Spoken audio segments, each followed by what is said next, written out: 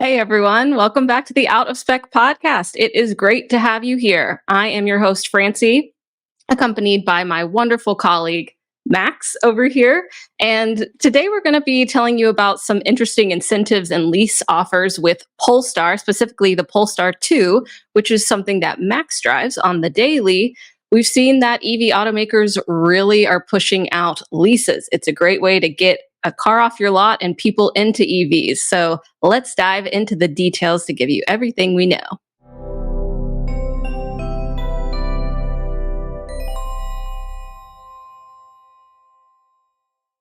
Okay, Max, thank you for coming on the podcast to talk about the details. This is kind of an interesting one because it even involves Costco, these incentives that Yes, and I Polestar is love me some offering. Costco, Francie. I just went to Costco earlier today. I thought I was just going to get rotisserie chicken. I ended up getting chicken microwave sandwiches. But then, Francie, you know what I saw? They had a deal on a Dyson vacuum, and somehow I ended up with that in my cart. So, yeah, Costco, it's an amazing brand. But that's not what we're talking about today.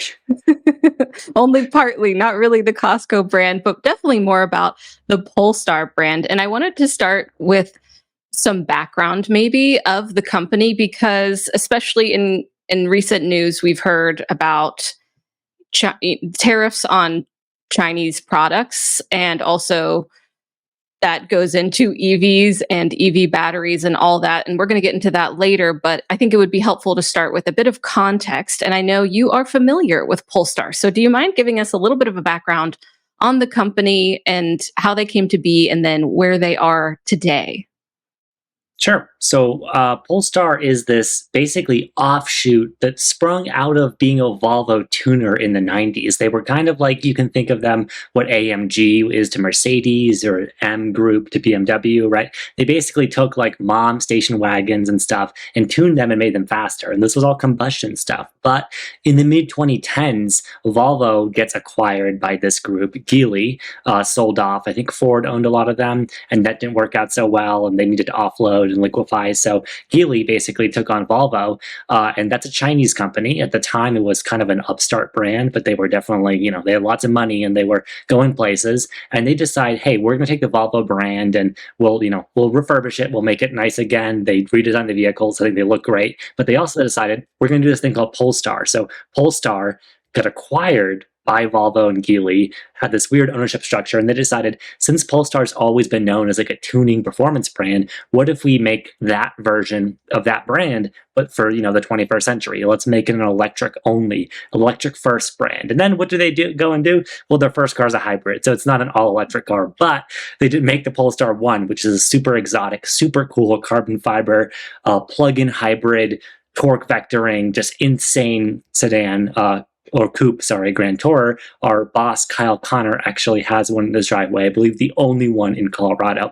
And I myself own their next vehicle, which I think is more relevant for most people. It's what we're talking about today, the Polestar 2, which is a mass market sedan crossover type vehicle, hatchback, liftback, whatever you want to call it. It's basically the vehicle they're known for at the moment. And we've actually done stories recently, Francie, on the Polestar 3 and the Polestar 4, which are their upcoming vehicles. And their naming convention, you can see the pattern. I don't think it makes much sense because every time I have to go on a spiel about what each product is. But today we're just talking about Polestar 2. So, luxury kind of performance, electric brand, Chinese ownership connections related to Volvo, sort of spun off more and more. And now they're more and more independent. Exactly. Great overview. Yeah. And, they've been announcing what's coming up next with the Polestar 3 and Polestar 4, like you talked about. But really, all we have right now is a few Polestar 1s and Polestar 2s. And maybe we'll see more on the road with this lease offer because, I mean, it's pretty enticing. I'd say so. Even more off of the MSRP, your monthly cost, if you're leasing, whatever it is, for a, minimally designed, pretty. I mean, do you like the Polestar? Would you suggest before we even get into the lease details that someone should consider leasing it?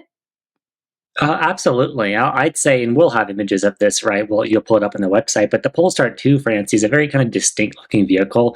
Polestar is basically Volvo with a bit of an edge. And I actually listened to an interesting interview with the CEO recently, Martin, oh God, I don't know his last name, but anyhow, he he's Swedish, great guy, and he basically defined them as like, look, in the Volvo equivalent vehicle, so for a Polestar 2, that would be like a Volvo C40, your kids might be in the back seat. In a Polestar, you'll still fit your kids in the back seat, but when you go over bumps, they might just be a bit stiffer. There might be a few more compromises in the name of more performance, more of an edge, more sportiness. That's their brand identity. Volvo is for everyone. Polestar is for kind of more tech forward, and also sporty individuals, Zoomers, I don't know who, but I like my Polestar 2 a lot. And it's, it's cool. It's got Google built in, really good Google Maps integration for route planning. So it'll automatically add charging stops and everything to my trip. I will say the biggest compromise with this vehicle, and it matches up with the Polestar brand, is just the ergonomics. My car, for instance, Francie, I don't have any cup holders easily accessible unless I give up my armrest, and then I can have two cup holders. But like the whole way that is on the cockpit, I'm not sure if there's a way we can pull up some of the interior images of this vehicle on their site, because they haven't changed it. We'll talk about this new one that's on sale, but basically the interior cockpit's very driver focused. So you get in it and you feel like you're in this, not a jet plane, it's not like an old Saab, but you just feel like you're in a cockpit environment of sorts. There you can see it. But if you notice that big center protrusion, the way it's designed, you don't have a lot of knee room. You don't have a lot of comfy space. And I'm a skinny guy, so it's fine. And I like the car. I like its performance bent. But I give that disclaimer here because, for someone watching this, if your eye is drawn to the images you're seeing, if what I'm saying speaks to you, then definitely consider Polestar. However, I will say Polestar is not really a mainstream brand, and their CEO increasingly, like I've seen a lot of what he said in public, is we're not mainstream. We're not going to try to be mainstream. We're luxury. We're a bit different.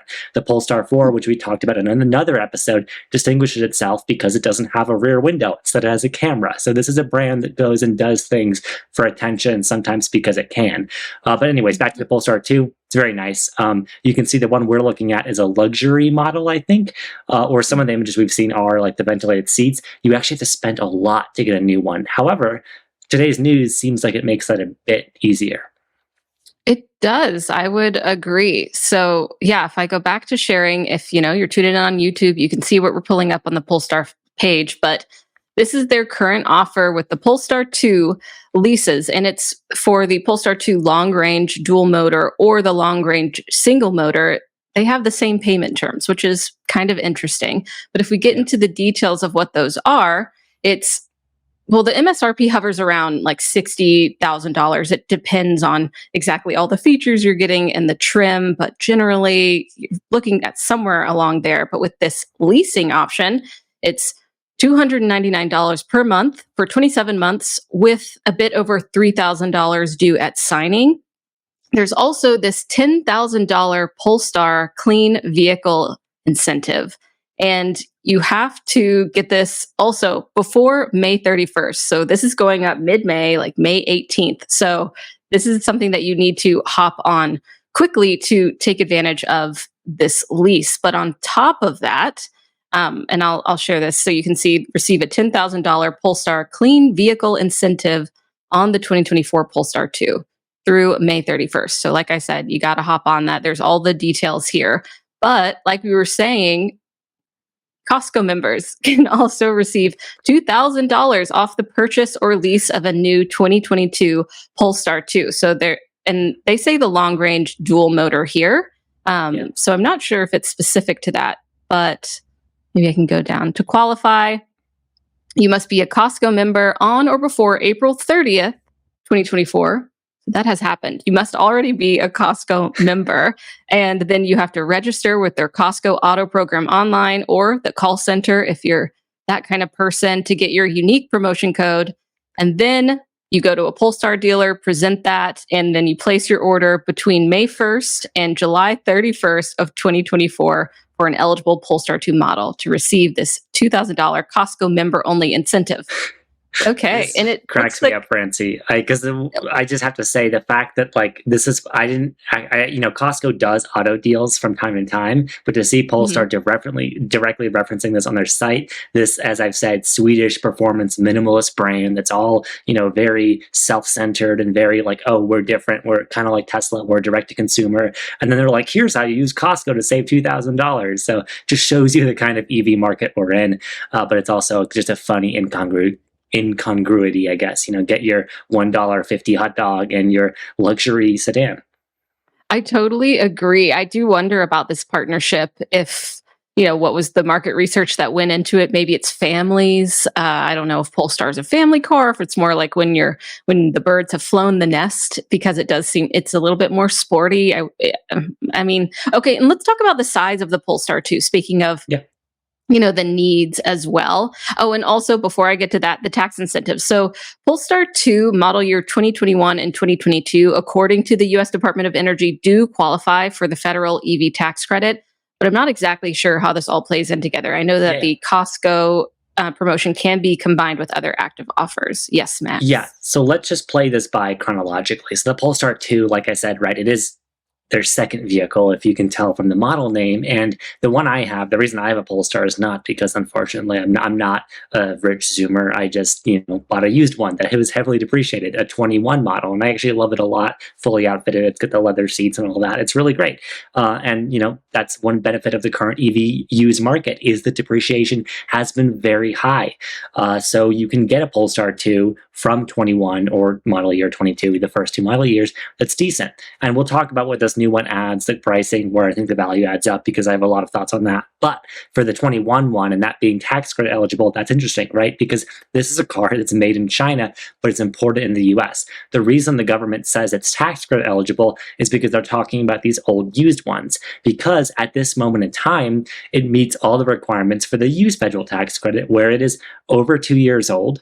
There's many of them on the road, or many of them on CarMax, dealer lots you can purchase. And assuming the dealer participates in the IRS Clean Energy credit program, or even if they don't and you do the requisite paperwork and they're a licensed dealer, you can take advantage of it. The one stipulation here being, Francie, there's a price cap. So 25 grand, which may sound like, oh my gosh, we're talking about a $60,000 car. No way it's depreciated that much in 2 or 3 years. Well, some of them actually have. So I don't think it's super common. I haven't checked AutoTrader recently. I remember looking at this a week or two ago and feeling bad because, my gosh, I should have just waited. But you can get some Polestar 2s for under 25 grand now. So if you do that, you could get up to $4,000 off as basically a technically non-refundable tax credit. But if you buy it from an eligible dealer, they can just take that off the sticker price for you. And that's pretty cool.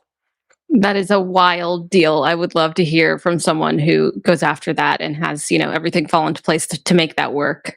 It is crazy to hear about the depreciation of certain cars in general, but EVs as well. It seems to be a totally different game. And we're not even talking, really changing the prices. Like some automakers dramatically change the, general price of EVs kind of from one day to another. And that does affect a lot of the existing owners. So for the Polestar 2 lease, I mean, maybe someone's considering it. And we also would love to think, what else might someone be considering, right? Based on the features, the use case, the size. So Max and I were thinking, okay, also, what are the other competitive lease offers? And Tesla, of course, has very competitive lease offers, but the Polestar 2 kind of falls in between the Model 3 and the Model Y. Can you tell me more about that, Max? Yeah, it's a weird class of vehicle. One, for reasons I mentioned, right? This brand is a bit weird. Like they have their own identity going on. That's kind of deliberately counter mainstream. So, a little bit of like rebellious teenager energy going on there. But I guess for people who can spend that much money on a new car, but also they have this, it's a liftback, right? Which makes a big difference over Model 3. And I'll tell you, I've spent obviously a lot of time in my personal car, a Polestar 2, but also many, many Tesla Model 3s. There's so many of them in Boulder. And our friend and colleague Ryan drives one. I've been in his. That's a shorter vehicle, substantially. Like the belt line of it, where the door sits, everything's a lot shorter. You get in that, and it feels like you're in a sedan. The Polestar 2, and this is one of my kind of niggles with it, but it could actually be a benefit for some people, is a lifted sedan. The reason is it's actually based off a compact crossover platform that shares a lot of technology with the Volvo XC40 Recharge, which is now called the EC40 Recharge. I forget what they branded it, but this started life, or at least the bones of this car did, as a Volvo compact SUV. And the folks at Polestar got their hands on it and turned it into a sports sedan.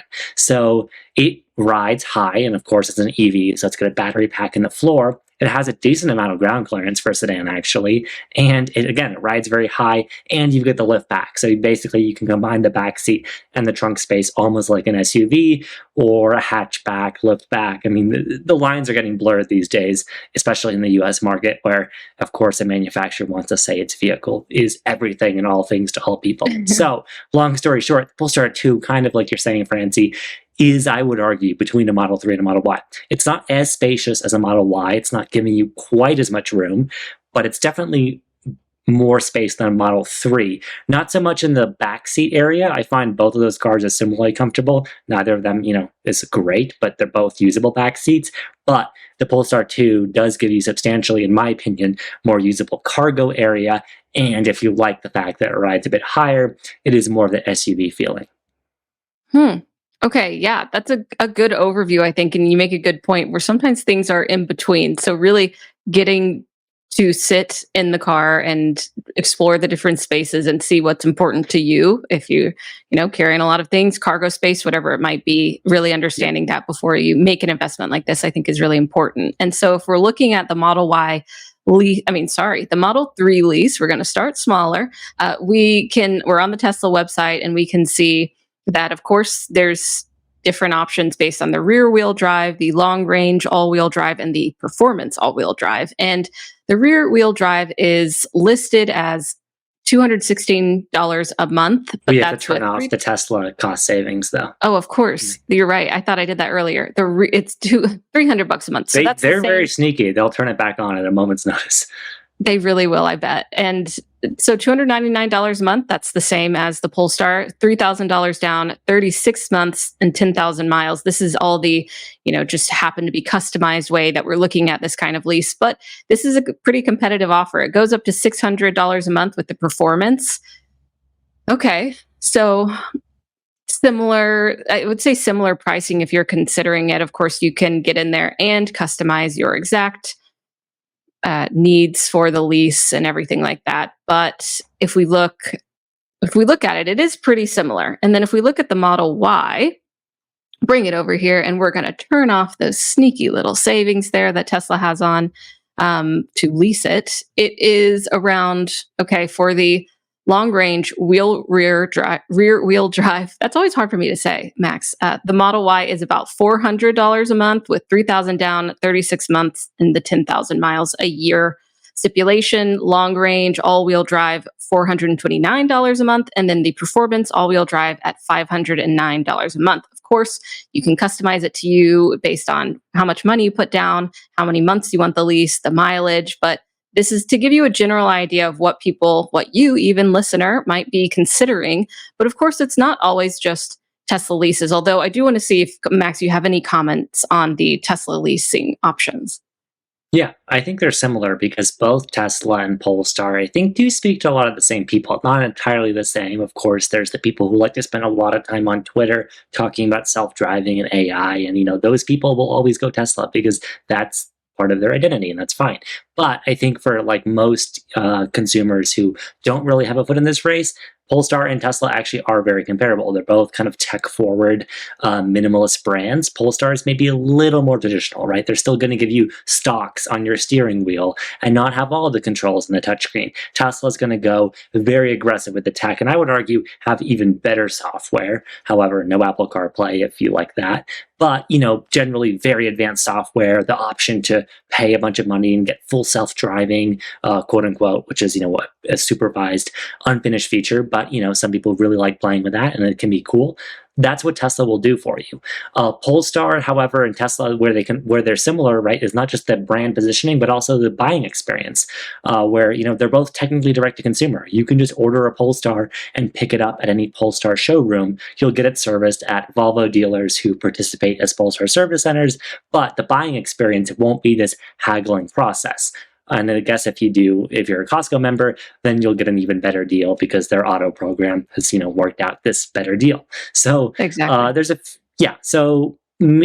Polestar veers a bit more traditional where Tesla veers a bit more technological. However, I think these brands are more similar than different. And I would also say that in the way these cars have evolved, they're also more and more similar. I know I said the Polestar 2 is a lot bigger than Model 3 in some ways, but the Model 3 has gotten a bit nicer, more luxurious. I would say closer to their Polestar in terms of interior quality and build quality with the latest version.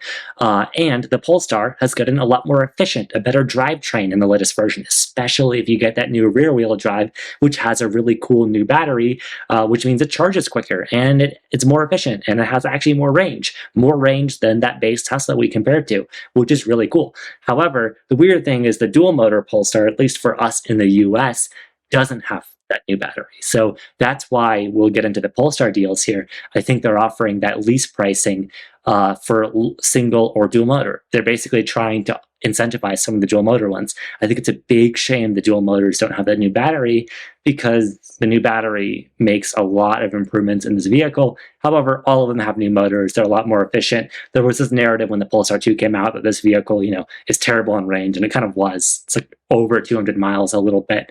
Now it's pretty good because they have made some big efficiency improvements. So I would say from like a functional driving point of view, they're both actually really comparable, even if their like cargo dimensions and usability is slightly different. Yes. Okay. I do like to hear that they are making these upgrades, because we love a competitive EV market, of course. And then we see all this competition too with these lease deals, which I really love to see as well, because I think it just opens the door for more folks to get an EV if they want one. Yeah. We talked briefly before about kind of the world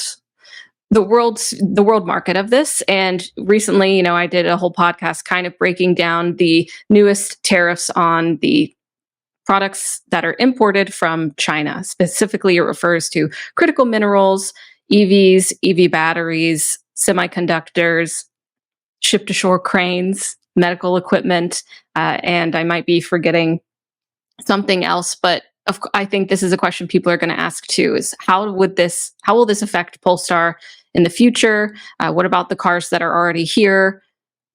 And of course, we don't have all the answers, and it's mostly up to Polestar to figure that out, because they're tied to Geely, which is a Chinese automaker. So, Max, what do you think about this? I mean, this is something that got people very much up in arms. It is definitely, when it comes to this kind of protectionist act, which has, the public goal of protecting the American market and creating more jobs for Americans and trying to increase the manufacturing that's happening within the US borders.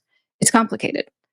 It is, yeah, and you have a great podcast going fully in depth on that, news, and the headlines people may have seen as, Biden import, tariff 100%, right, on Chinese EVs. That's a big deal. So that's potentially, like business ending for cars like the Polestar 2, which are made in China. So Polestar really does have to figure that out. I will say the inventory that's here in the US, and just like the Model 3 and the Model Y and the EV market right now, there actually is a lot of inventory. For that, don't worry. As a consumer right now, you're buying through Costco, you're buying from Polestar. Don't think about it. If you're interested in buying a Polestar 2 in the next few weeks, go ahead and do it. However, if we think about the brand and what they're going to do in the next few months, I don't know. I'm sure there's lots of conversations being had. I would have hoped they'd have some contingency or plans for this, because, writing has been on the wall. The tensions have been growing. There's this, of course, economic war in general between the US and China, and that's getting more and more heated with EVs, trade unions, all of that. So I would hope they have some plan in place. However, the Polestar 2, again, it is kind of a story that's been said and done, in the sense that, like, the 3 and the 4 is where the brand is focused on. They're going more up market. And the funny story is the Polestar 3, an SUV, is actually built, I believe, in South Carolina. So it's not like Polestar, just because they're owned by a Chinese conglomerate, is going to necessarily produce cars in China. We live in a globalized world, and it's hard to understand nuance, I know, a lot of the time, but a brand like Polestar is a great visualization of this. So is Tesla, right? Tesla, I would argue, is almost as much of a Chinese company as it is a US company. Controversial as that is to say, so much of their business is in China. They make cars in China. Same thing here with Polestar and Volvo, right? The design studios and the executives and a lot of the leadership are European. They're in Sweden. Of course, they have a presence in the US and other big markets. However, lots of the production and on the floor work is done in China, as well as their own design studio in China, where some some of their vehicles, like the Polestar 4, are developed. So basically, my TLDR here is things are complicated. Let's try not to simplify things and make it purely, nationalistic. You can feel however you want of the tariffs or not, but all of these brands are way more global and way more enmeshed than I think most lay people probably think about. I think that's a good point, and something that shouldn't be understressed is how diverse and interconnected so many different economies and markets are in the EV and EV battery world. It takes a lot of different countries and their resources, from actual critical minerals to the people in the factories, to make this industry happen. So I don't think simplifying it too much is the best thing either.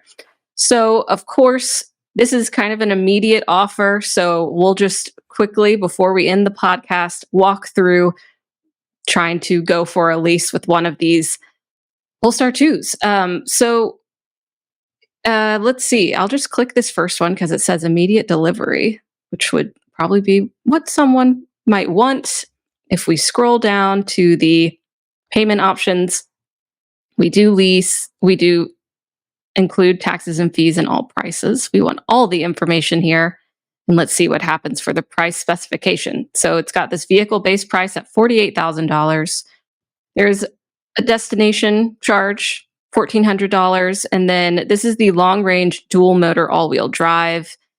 I didn't click, pick any specific. This was in inventory. So this is just, model. Yeah. Yes, inventory model. And it's got the upgrades, the Pilot and the Plus upgrades. Okay, so then the total vehicle MSRP is around $63,000. You have the discount of the Polestar Clean Vehicle Incentive right here. And of course, if you are a Costco member, then that would add on another $2,000 discount. So total purchase price, it says it brings it down to about $53,000, but that would be around $51,000 with the Costco discount as well. What are you thinking, Max? Not bad. I will say, I'm noticing they say model year 2023. That's a big deal because the big efficiency improvements I was talking about to the drivetrain, including the battery, if you get the rear-wheel drive model, or in the case of this dual motor, the more efficient motors that give it better range still, and that's great. This is a 23, so it actually doesn't have that. So it looks like this is helping them offload some inventory. I'm curious, maybe we can go on their site, poke around, see if there's any 24 model years. Because the 24 model year, I would argue, if you're going to buy a new Polestar, that's kind of where you want to look.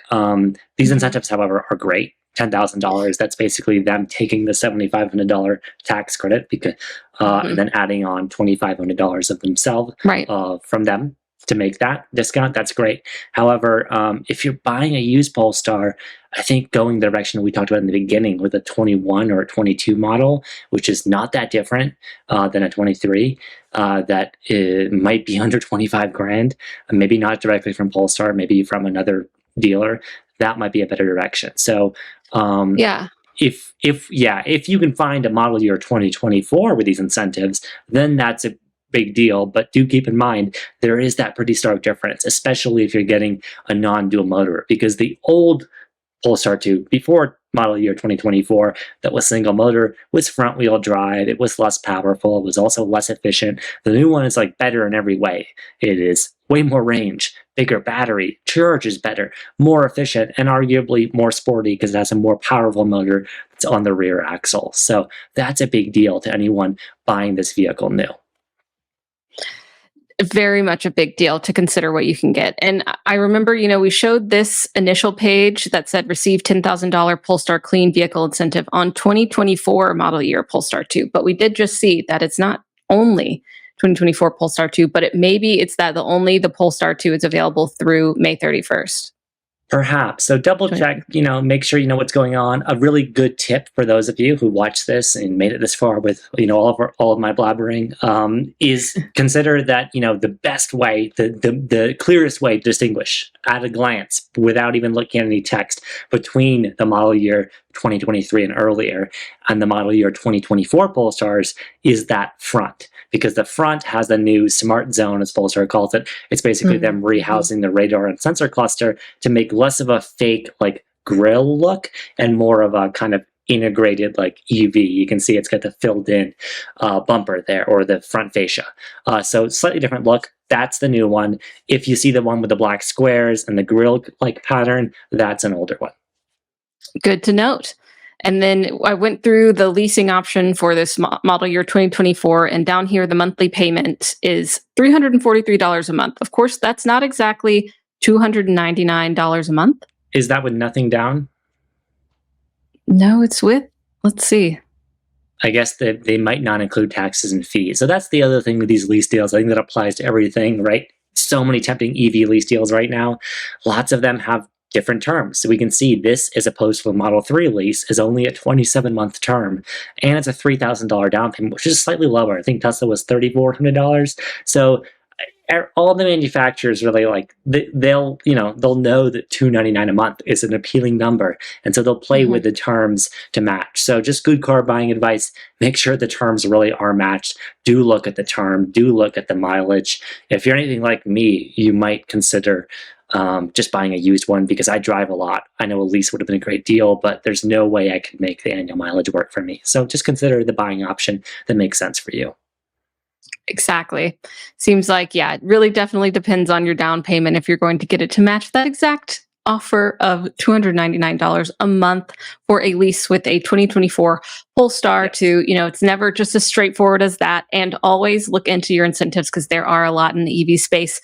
They don't always come from the federal government. They can come from Costco, apparently. Costco, your utility company, doesn't matter. Another just tip on leases in general: don't put any money down if you can avoid it. That's the whole point of a lease. Future money, or money now, is better than future money. That's the economy. So these lease deals that talk about more than $1,000 down on a car lease, I think are just marketing points. And most consumers, if they're leasing, shouldn't be putting really any money down. Yes, that is a really good point. Keep that in mind. And hopefully this was helpful for anyone who's navigating leasing an EV, or considering the Polestar, or who's just curious about what kind of options are out there. And it does open up, as y'all can see, a wider conversation about the market in general, from tariffs to taxes to general approaches from automakers. And hopefully you enjoyed the conversation. So thank you, Max, as a Polestar 2 driver yourself, for coming onto the podcast and helping us walk through this offer. Thanks so much for having me. Of course. Okay, y'all. Let us know what you think. If you're going to take advantage of this, you only got, maybe 2 weeks or less left, but let us know if you do. I know that with the last, I can't remember if it was the Ioniq 5 or Ioniq 6 lease deal that happened a month or so ago, someone did take advantage of it and commented later on the podcast YouTube comments that they said, thank you, I got that lease deal. So hopefully this helps someone out. Thank you all for tuning into the Out of Spec podcast. Hope you have a great rest of your day, and we'll see you next time. Bye-bye. This episode is made possible by the support we get from Fort Collins Kia. If you are in the market for any electric Kia, not only do they never add market adjustments, they will deliver your car to you anywhere in the 48 contiguous states for Out of Spec viewers. More information in the link in the show notes.